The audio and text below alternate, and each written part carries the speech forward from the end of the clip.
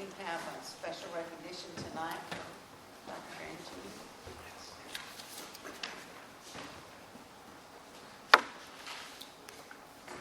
Okay, October is National Principals Month. Principals are a vital part of our children's education as they set the academic tone for their schools by working collaboratively with teachers to build high academic standards, set performance goals, and utilize best practices for achieving these goals. Through visionary leadership and tireless pursuit of success for each student, principals guide and support their schools in ways large and small every single day.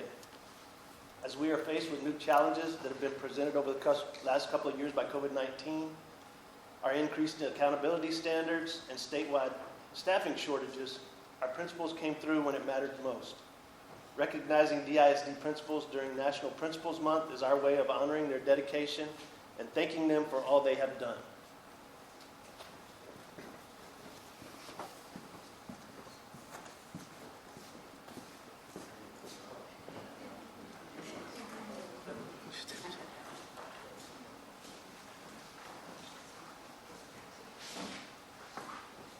So first, Andy Darnell.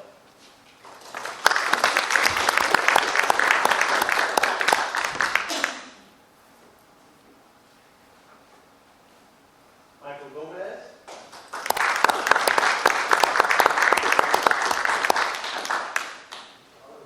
Let's go. Dr. Magdelina Strickland.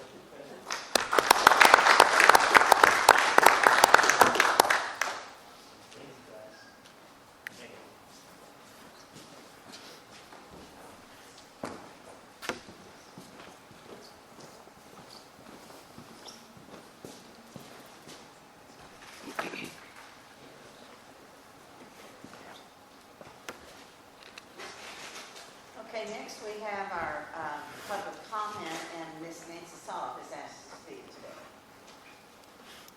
I don't have any notes with me this time.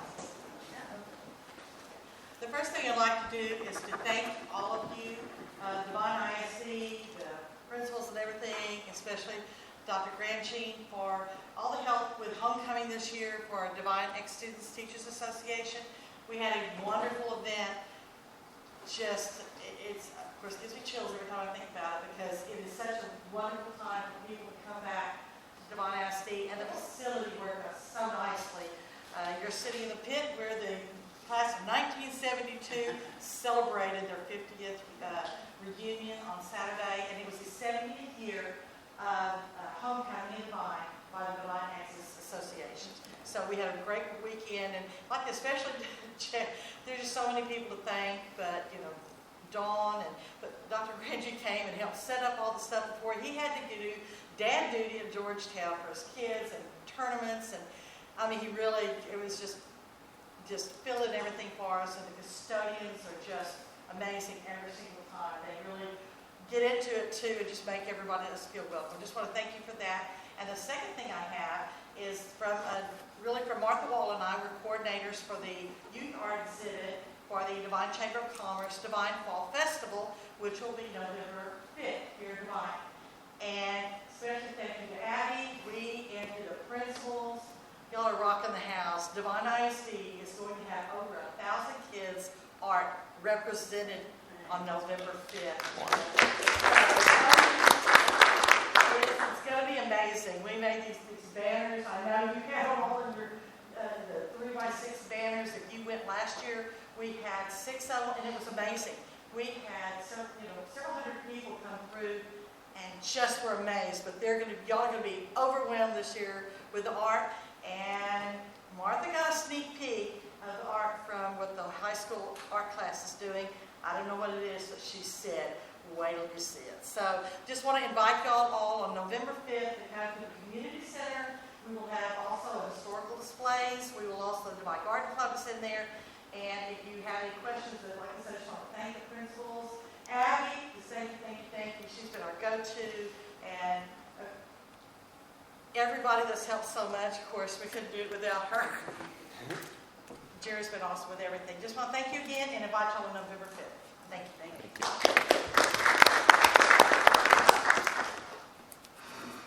Okay, next we have a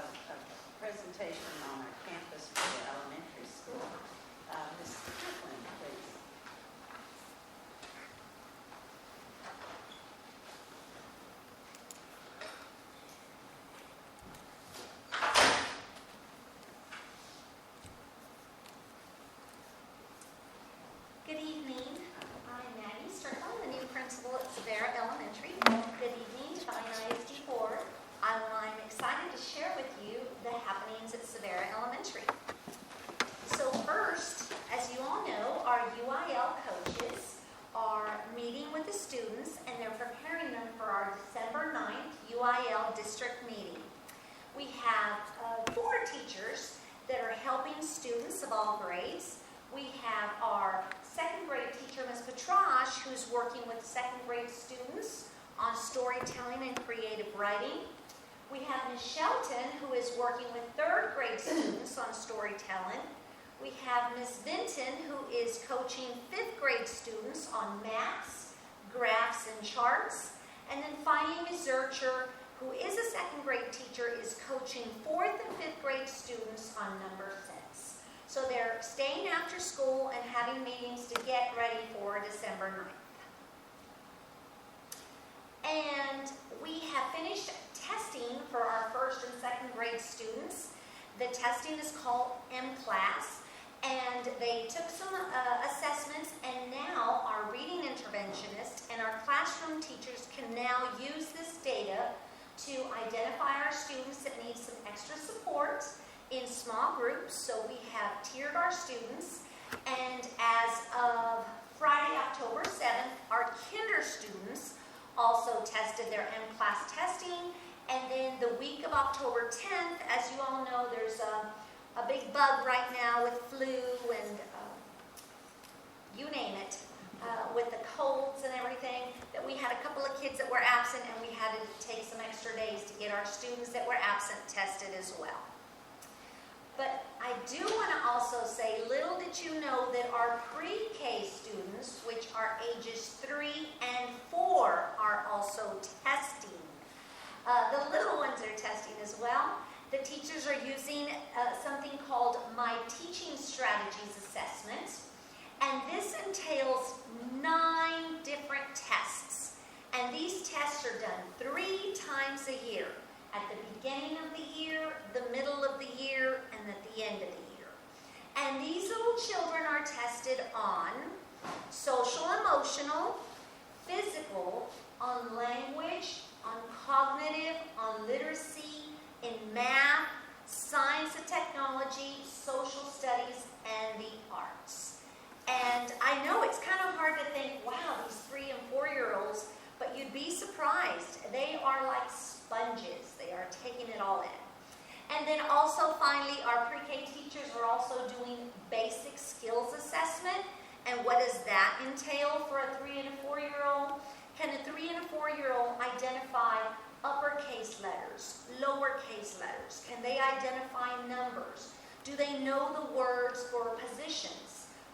Place the book over the desk, under the desk, between the desk. All those terminologies that children need to know. Their colors, their shapes, also number identification, and believe it or not, we even have some students that you can ask, what comes before 5 and comes after 3? And this is just astonishing to see some of our students. And lastly, can they write their first name and their last name? Also, we have some high school interns coming to Ciavarra Elementary. They are providing support. I have had the pleasure of meeting each of them, and they all either want to become teachers or are interested in education. And the majority of them have family members that are teachers or coaches, and so they got the education bug. And they have been placed in pre-K through 2nd grade classrooms.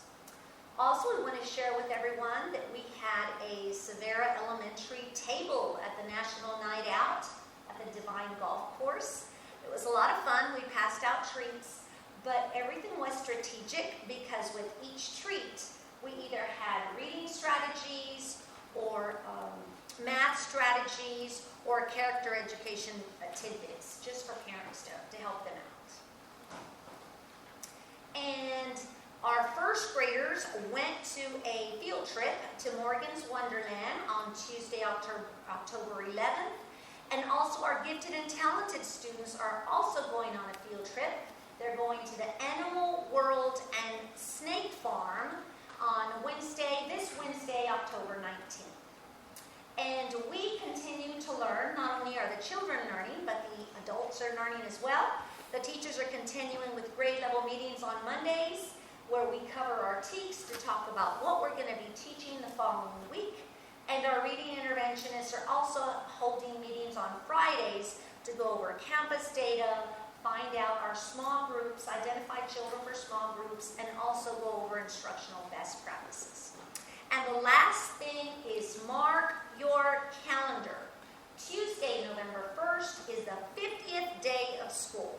So at Ciavarra, you're going to see a lot of our students and staff dressed up in the number 50, and either dressed up like a 50-year-old or dressed up with attire that has 50 items attached to their clothes. So that concludes what's happening at Ciavarra Elementary. Thank you, everyone. Thank you. Thank you.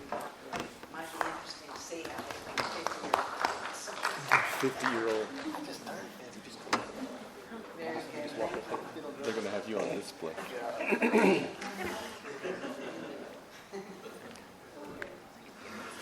Okay, now we move on to our administrative reports. We'll start with Dr. Ramsey's report.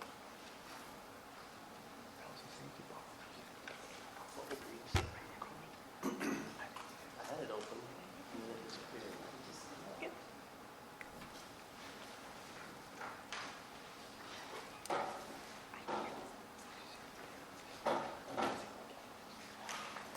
Okay. For Board Priority 1, which is increased student success, continue a tradition of student achievement. Our campus administrators continue to work and train their safe and supportive school teams while working to help students in need of interventions. The CTE audit and review has been completed under Mr. Gonzalez. We found this process to be extremely beneficial for the future of planning for our students' success. He will be able to provide a detailed report most likely in the November meeting. And due to increased fentanyl overdoses in the state, we've worked on a process of obtaining Narcan. Our nurses now have one at 2 different campuses. This is a nasal spray that's administered to treat opioid overdose. Patients still need to be treated by emergency services once this has been applied, but this is supposed to combat an overdose. We don't feel like we have a problem with this. We're better safe than sorry, for sure. Board Priority 2, maintain highly qualified teachers and retain staff. There are continued campus safety visits each week. Mr. Wendell and I are monitoring the state mandates and the new safety protocols. Those have changed since last week, actually. There's some things that are going to be optional to us in terms of our fencing that may give us better options as to how the exterior of the buildings are secured. Our instructional specialists work in full force. They still have scheduled weekly meetings at central office. We are continuing to work on the teacher incentive allotment. Central office administrators have been participating in all the TEA webinars. This continues for about, I guess they go on through May. So we've signed up for most every single one. Friday, September 30th, we welcome 18 new substitute teacher candidates for training at central office. Board Priority 3, continue successful partnerships with the community, teachers, and parents to support our schools and achieve student success.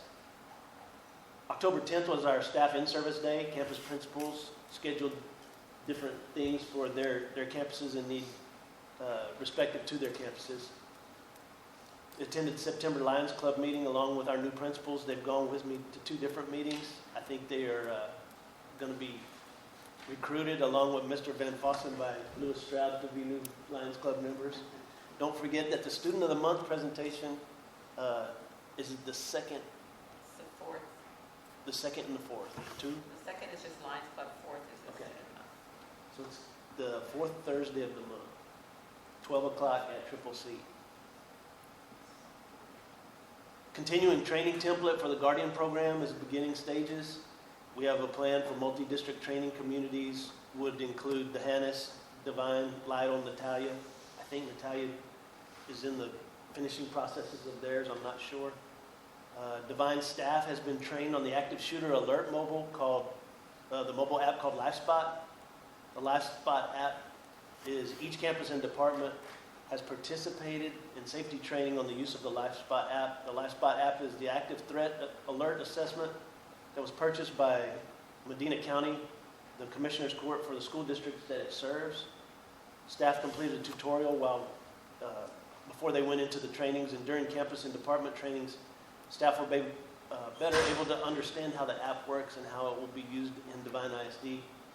Each person has the app on their phone, and if it's only for active shooters. If somebody were to become injured and it'd be an ambulance situation, we don't use this. It's only active shooter situation. Once you set the alert, it identifies where you are located. Each school building has its own geofence. So if I'm in Austin, I couldn't set off an alert for any campus. You have to be within the geofence. But if you're outside of this geofence and the alert goes off, you will know about it.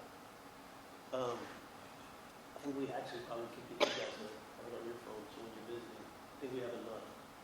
I'll check on that. The Devine Education Foundation has closed the first round of taking applications for grant awards for the year. The intent of the foundation is to grant the majority of funds raised and retain a small portion to continue operations. The grant judging process will begin very soon, and the first round of teacher awards are expected to come out before the end of the semester. Next board priority is align facilities and technology improvements with the needs and career opportunities. The strategic facilities plan, as you know, is finished. The Board of Trustees Facilities Group met. We've put out a community survey for interested parties to be involved. I think yesterday there was over 45, and we've reached out to some individuals that we think would be community related that would fit on our committee. We plan to have a meeting hopefully by the end of November. We submitted our emergency operations plan, our active threat annex, and our active shooter appendix to the Texas School Safety Center on October 12th as required, something that Mr. Wendell works on. Each school district in the state is mandated to turn in these documents. Those who don't will be identified as non-compliant, and then they publish them in the newspaper. This doesn't necessarily get to be shared in open session or made available to the public since it is our emergency response plan. Devine ISD was found in compliance for the summer safety audit, and that was completed on September the 1st, 2022. That is all I have unless you have questions on any of this information. Okay, we'll move on to our Assistant Superintendent for Curriculum, Personnel, and Safety, Mr. Wendell's report. Does anybody have any questions on that? Our Special Programs Director, Abigail Wheeler. Abby, do you need to go over this report with us? The Esl Program Evaluation? Yes, the one that you just Check had. with Ms. Jerry whether that's right here or is that where you're on the screen? Or you have that? No, that's where you have it. Is it right here? Yes, ma'am. I didn't need to present this. Okay. I have it pulled up on my laptop, so.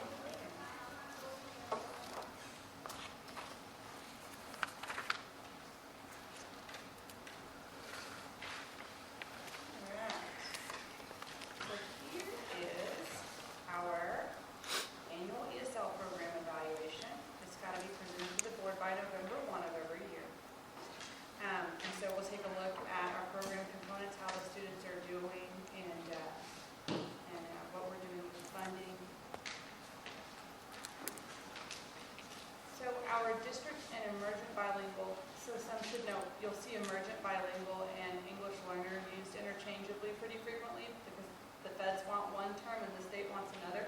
So either of those are going to be your students who are learning English. So Devine ISD serves approximately 107 students. That number used to be, whenever I started, it was in the upper 80s. So we've increased quite a bit. And I'll even note that we increased to the point that in our Title III federal funding, we don't have to be members of an SSA anymore. Starting next year, we'll be able to receive all of our flow through for Title III federal funds. So we have been continually increasing in the number of English learners that we're serving. 97 of those, 107 are receiving ESL services. So what that means is that we do have a handful of students whose parents deny services. So those students are English learners, but their parents don't want them to receive program services, which is their right to do, to deny those services. So that does mean that we don't have weighted funding for those students. It also means, unfortunately, we're not able to help with accommodations for state testing. It does not mean that we don't make sure that their needs are met in class. So our program enrollment by campus you can see below. You'll see our total number of students with a limited English proficiency code. That means they are identified as English learners. The number of students receiving services, the number of students per campus whose parents deny services, and then the number of monitored students who were reclassified or exited from ESL in the last 5 years. In Devine ISD, reclassification and exit go together. We don't have bilingual programs. So it's really one and the same, but they're two separate terms in the school districts where they do have bilingual programs. But you do see that we have our highest rate of students that are exiting or reclassifying in middle school or high school. So our ESL program models, we have content-based in pre-K to 4. What that means is that the English learners teachers are all certified in English as a second language. That's a little easier to do whenever they're younger because they only have potentially one teacher that's teaching all 4 core content areas because they're self-contained, right? I do have to shout out, though, to our intermediate because they have grade levels that are not self-contained, specifically 4th grade, where they actually have still all of their teachers that are working with English learners are certified. So we're pre-K to 4, content-based. Whenever you see ESL pull-out, that does not mean that we're taking those students out of class to give them their services. It's a little bit confusing of a term. What it means is that they're being provided their services through their English language arts teacher, being an ESL certified teacher and attending specific training to work with those students on English as a second language. So, if we go down to the next table, the star percent at approaches grade level or above. I want to make sure that I look at my notes and don't leave anything off for you all. I do want to note that this is 2021 data. There's no Texas Academic Performance Report for 2022 yet. And so our English learners, if you look at this data, you'll see that our English learners beat the state by 1 to 12 points in every subject area, and then by 8 points overall if you look at that all subjects. So our students did well, but do keep in mind that this was that year that we did very well compared to the state. This was that year though that there were more districts staying home, right? And so we came back to school, and that really paid off for our kids. So I think every time that you get to hear that decision was a really great one for our kids. You need to know.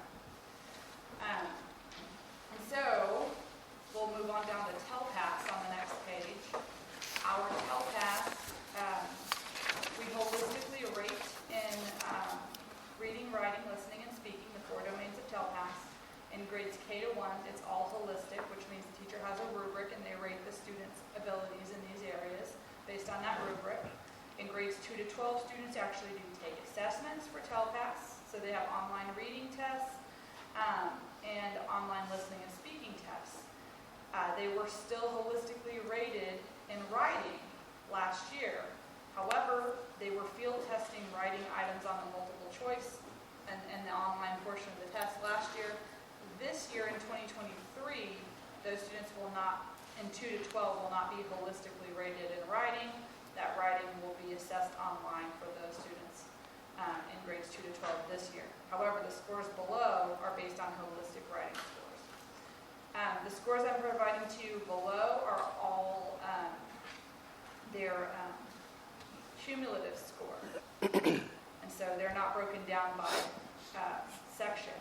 But in our cumulative scores, we'll see that in 2022, K to 2, if you compare up the column there, actually has a record high percent of advanced high students in K to 2 in 2022 over the last 4 years. And if you'll notice too that our 3rd through 12th grade nearly has a record high if you look up that column. So our students are doing really well. Our teachers are working hard with them to move them up those proficiency level areas for them. So district staff and program profile is the next page. I do want to make one more note though, right here.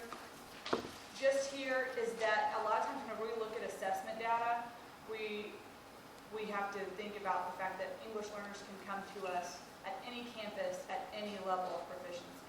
So a high school English learner could be a beginning level English student, English student. So that's kind of something to think about too. So if you do see some students that are falling in that beginning or intermediate range of the high school level, that's why they probably had come to the district as a new to English student. So this data is different from most data that you would see.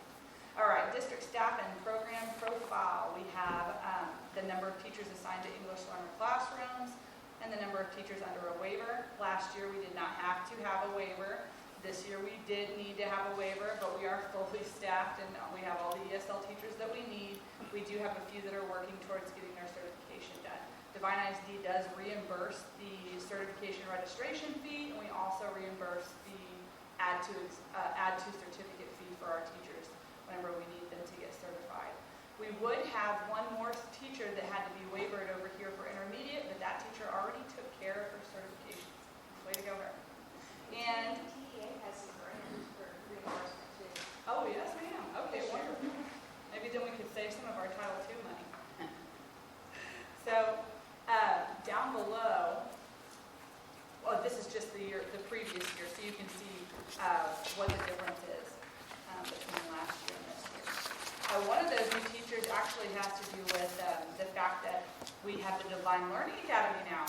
So when we had a student that actually transferred over to Devine Learning Academy to wrap up credits, we said, hey, whoa, we got to make sure that we've got everything that they need over there for ESL as well. So that's one of the reasons you see another teacher on that row. So we're making sure we get that taken care of all. Next thing you'll see is the district staff development plan. There are some that are compliance requirements. There are others that are provided by the district annually.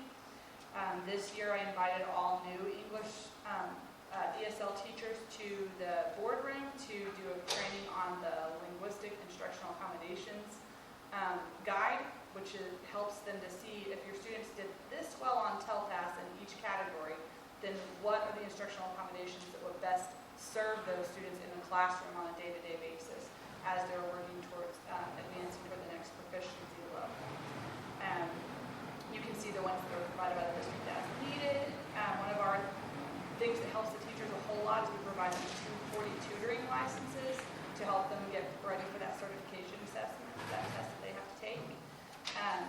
And then training that has been provided recently or will be provided as needed. And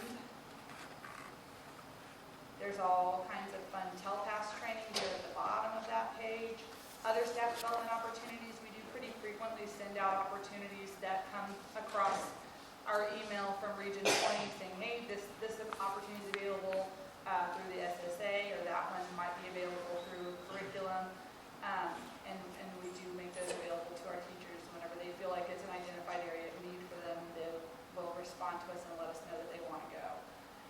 So, our budget overview. I want to make sure I'm not missing any other notes, but I think I've got most of them. So in our budget overview, we do spend about $29,000 in ESL stipends. Much of that comes from Title II federal funding. We spend about $12,000 in supplies, but it's important to note that state compensatory education funds can also be used for these students. So what we'll see happen quite a bit is that $300 will get spent, and then we'll start moving into some of the other state-funded education funds. And then down below, you'll see our Rosetta Stone program. That's district-wide for beginning English learners, whether that be during Bronco time or during an elective period that we're using for those students to gain proficiency. You'll see our ESL electives, 3 sections at Devine Middle School, 1 section at Devine High School, and certification and testing fees that we reimburse right there. And so you'll see that we spend about $15,045 in supplemental activities for beginning English learners. And that's for that just initial language acquisition. We want to get them where they need to be able to hang in class with the rest of the students, to not have such a barrier from their language that they struggle. And then you can see at the bottom the total amount and then the 10% amount required for our comprehensive professional development plan, since we are going to be under a waiver this year. But I I do want to note that, though it's not required by this document, one area that we're going to be looking into for improvement is going to be, we feel like we do pretty well for beginner English learners as far as targeted support. What we want to do, and I believe will also help us in accountability and results-driven accountability as well, is that we need to extend our targeted language acquisition support to those English learners once they've kind of advanced past that more beginner stages. So we'll be kind of trying to look at that, and also thinking about the fact that we'll have that $10,000 more, since we won't be leaving those federal funds in a co-op situation. So that's the program as it sits right now, and kind of an idea of what we're looking at going forward. Love to answer any questions that anybody might have. Very good, Anthony.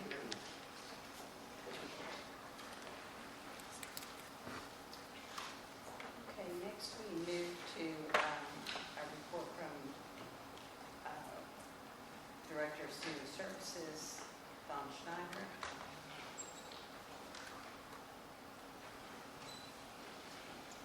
Questions on that, or Director of Special Education?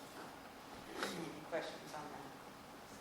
How about the business reports with Shannon?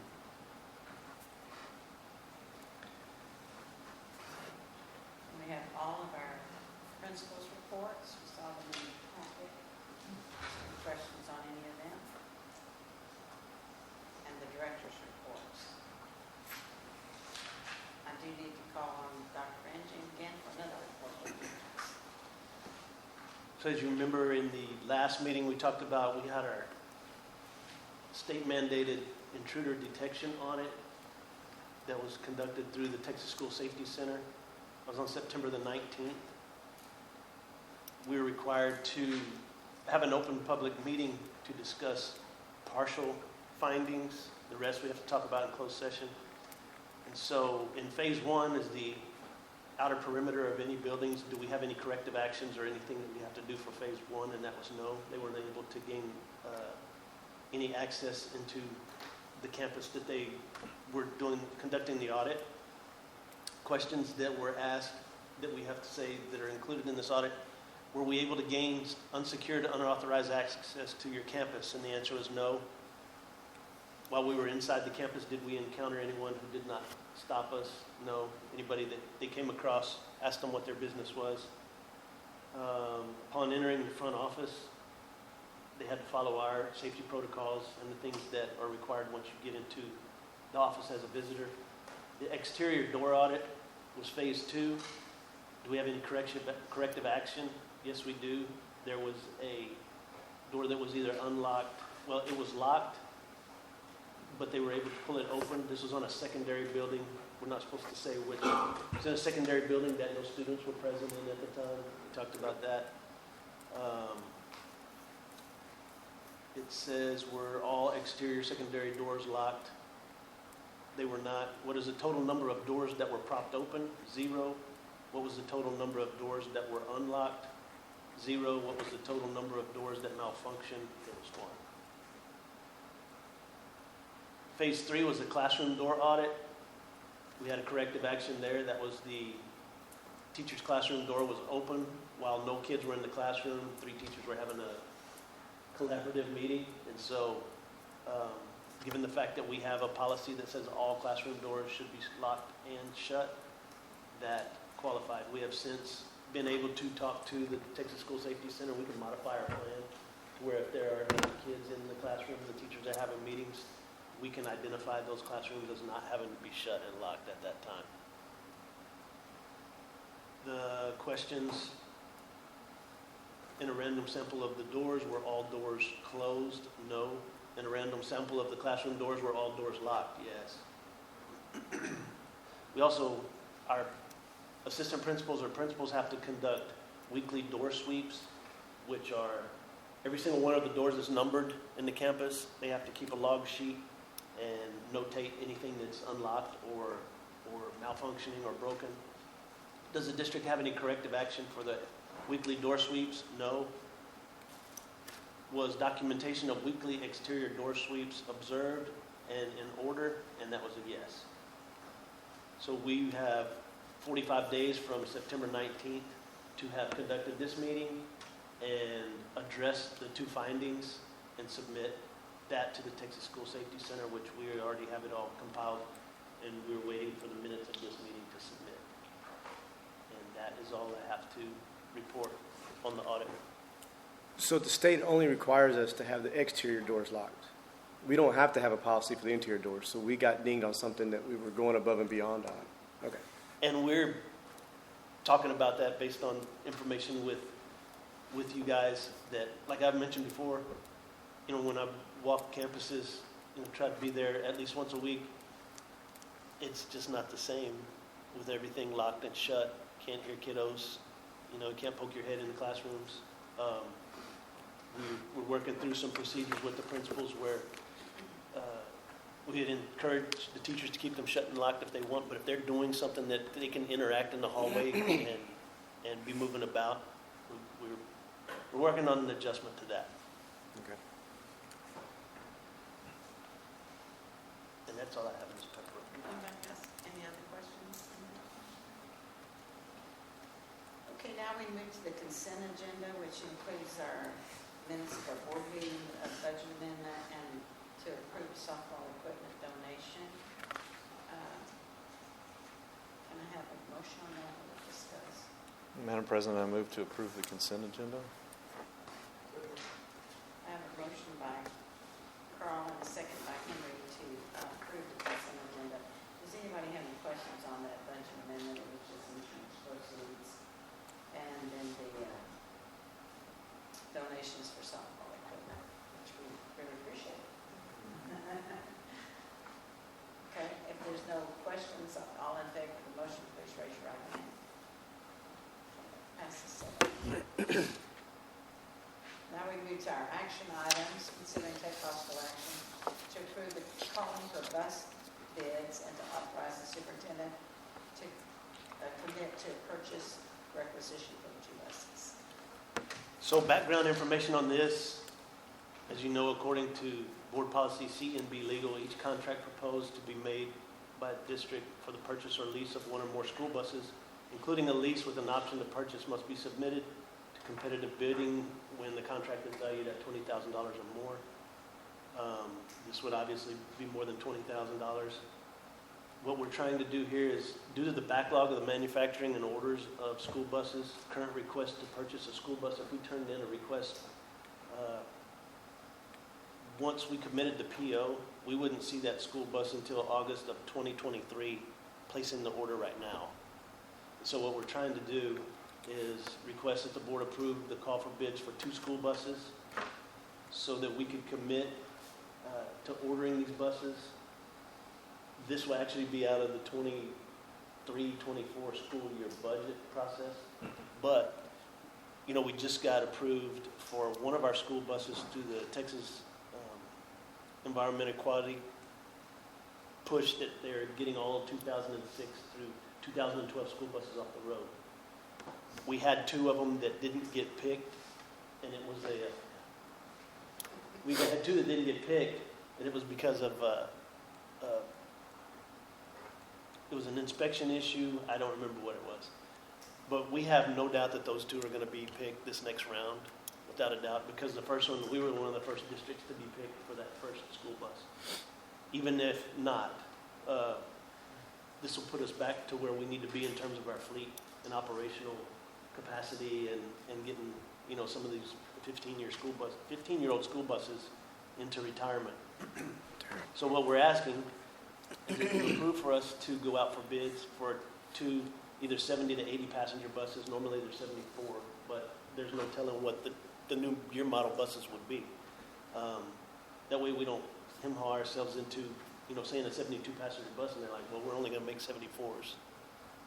Once the bids come in, we'll be able to, through experience, we'll be able to determine the best deal, best purchase price, and quality. We have internationals and we have bluebirds, so it would just depend. But once those came in, instead of waiting a whole nother month for another board meeting to get you to approve those, we're asking that you grant me the authority to go ahead and make the decision to pick a bid. The budgetary consideration is that given the price of each bus is uncertain at this point, because they're going to average anywhere between probably 100,000 and 125,000, we would say that the price would not exceed $140,000 per unit. And my recommendation would be to approve the call for the two bids for the school buses and grant authority just for getting us locked in. Otherwise, we're going to be, every month that we wait, we push further out, and maybe even more than that. Because I don't know that a lot of school districts are acting on this. People are scratching and clawing for every bus that's on the ground. And one of the school bus dealers that we talked to in San Antonio, he goes, you know, if we wanted to, we could increase the price $40,000 and still sell these, which they're not. So don't think that they're saying that, but he said it's that slim pickings right now. Anybody have any questions about Angela? Can I have a motion, please? Madam President, I move to approve the recommended, nope, wrong one. To approve calling for bus bids and to authorize the superintendent to commit to purchase requisition for two buses not to exceed $140,000 per unit upon return of bids. Second. Okay, I have a motion by Chris, a second by Carl to approve the calling for those bids. All in favor, raise your right hand, please. Passes 7-0. Next, we have consider and take possible action to designate CTE local certifications under the DOI for teachers. Mr. Wendell, are you going to present this for the? Yeah, I can. Are you? I can do this. Okay. I had Mr. Wendell back. So one of the things that we found in our CTE audit is that our career pathways are lining up pretty well. They need to be kind of focused on in terms of the classes that line up. Normally you have 3 or 4 classes in a career pathway. So Texas Education Agency and the State Board of Education requires teachers to hold specific certifications to teach specific courses. District of Innovation Initiative provides flexibility to us to place teachers with workforce experience or education experience to teach these specific courses without the specific certification. Now, these are certified teachers in another area. And this is primarily and only focused on CTE. This is the reason that we put the District of Innovation Plan in place to start with. So we're asking that the Board of Trustees approve the recommended teachers. They've already been approved for hire, but we have to locally approve them for certification for the CTE class that they are teaching. So the second document that you see has the list of the teachers and the class that they are teaching, but we would have to locally certify each one of those teachers to designate them as CTE certified, and then that gives us the weighted funding that TEA also allows us to have for the different CTE courses. And I don't know if you can see those teachers, or if you want me to. Is that? And yes, Are they going to seek state certification? we are. Okay, Yes, ma'am. so this is just temporary? That's. Anybody else have any questions? You see the names of the people and the courses that they'll be teaching in the board packet. One is in a teacher certification program. I said they're all certified. Sorry, I misspoke.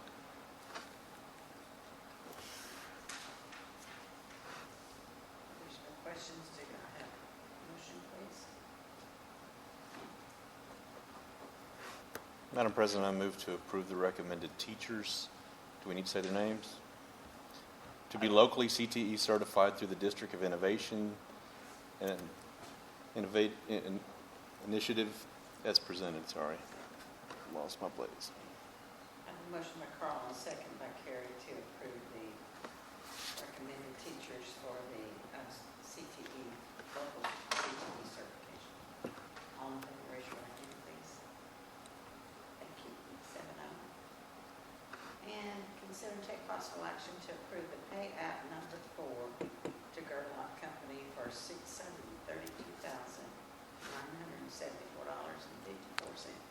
This one says my name, but we actually brought the man, This one's been- we brought him to give the update.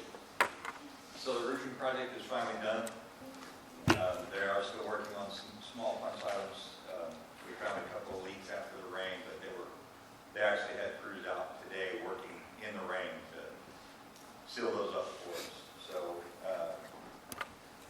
there still is going to be pay application 5, which is going to be the retainage. And there's going to be a pay application number 6, which is based off of change order number 12, because they get their general conditions through change order. So we have 2 more pay applications coming. One's for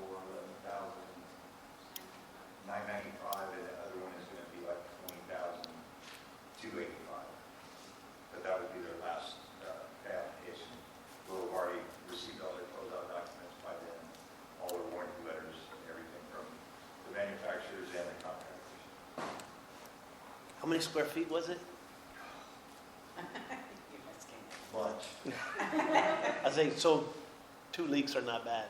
That's 380, no, 3,875 squares, so 387,500 square feet. That's something. Yep. It's a big job. Square foot. Glad it's done. I'm sure you are too.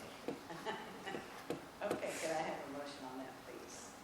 Madam President, I move to approve pay app number 3 to Gerloff Company for $632,974.54. I have a motion by Carl and a second by Henry to approve the pay app. All in favor, raise your right hand. Thank you. Passes 7-0. It's now necessary for us to go into closed session. And it is now 7:19. The Board of Trustees, beginning at 7:18, will convene in closed session in accordance with the Texas Open Meetings Act for the purpose of discussing items listed in Texas Government Code, Chapter 551.74, 551.76, and 551.82. No final actions, decisions, or votes are taken in executive session. Thank you all for your attendance. You are free to go.